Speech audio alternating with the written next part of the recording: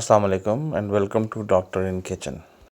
جیسا کہ سردیاں ہیں اور سردیوں میں مچھلی تو ہر جگہ بڑے شوق سے بڑے اہتمام سے کھائی جاتی ہے، اس لیے ہم بھی آج بنا رہے ہیں لاہوری رہو فرائیڈ فش۔ ہمارے پاس ہے 1 کلو دریائی رہو مچھلی، اور سب سے پہلے ہم اس میں ایڈ کریں گے سویا ساس، سرکہ اور چلی ساس، سب 2 ٹیبل سپون۔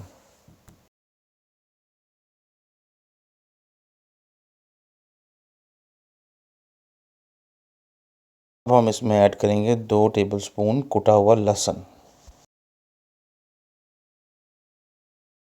کٹی ہوئی لال مرچ ½ ٹیبل سپون اور سرخ مرچ 1 ٹیبل سپون،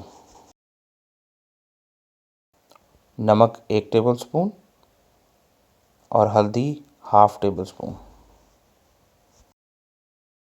کشمیری لال مرچ ½ ٹیبل سپون، اجوائن ½ ٹیبل سپون، کالی مرچ ½ ٹیبل سپون، گرم مسالہ بھی ہم لیں گے ½ ٹیبل سپون، پسا ہوا دھنیا 1 ٹیبل سپون،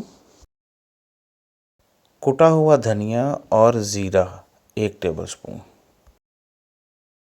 اب ان تمام اجزاء کو بہت اچھی طرح سے مچھلی کے اوپر لگائیں اور 5 سے 6 گھنٹے کے لیے فریج میں میرینیشن کے لیے رکھ دیں۔ 5 سے 6 گھنٹے کی میرینیشن بہت ضروری ہے، اس سے مسالے کا فلیور مچھلی میں بہت اچھی طرح سے رچ بس جائے گا۔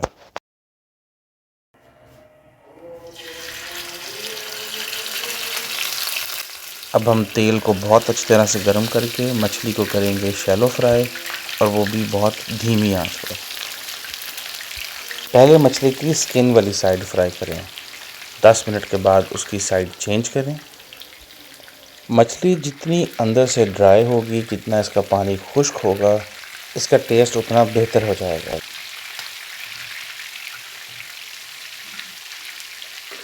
اس کے لیے فرائنگ کے دوران آپ اس کو ہلکا ہلکا کسی چمچے سے دباتے جائیں۔ 10 سے 15 منٹ دونوں سائڈز کو فرائی کرنے کے بعد اس کو آپ نکالیں، تھوڑی دیر ٹھنڈا کریں اور پھر دوبارہ گرم تیل میں ڈال دیں اور مزید 5 منٹ دونوں سائڈز کو فرائی کریں۔ اب ہماری بہترین اور بہت ٹیسٹی مسالے دار لاہوری فرائیڈ فش تیار ہے۔ آپ اس کو دہی پودینے کی چٹنی اور نان یا روٹی کے ساتھ انجوائے کریں۔ اپنا اور ارد گرد کے لوگوں کا بہت سا خیال رکھیں۔ تھینک یو، اللہ حافظ۔